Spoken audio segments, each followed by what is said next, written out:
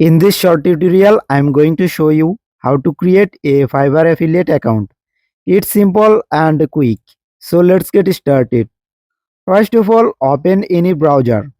I prefer Chrome browser. Now search for Fiverr affiliate and go to the official site. Then tap on the sign up button. Now you will see the affiliate registration form. Start filling in the details.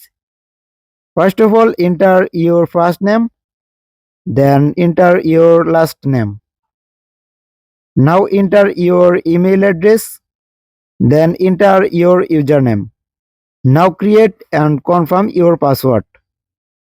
Then choose your account type and then select your country and preferred language. Now enter your Skype ID. After filling everything, tap next and follow the on-screen instruction. And that's it. You have successfully created your Fiverr affiliate account. If you found this video helpful, don't forget to like, share and subscribe to our channel.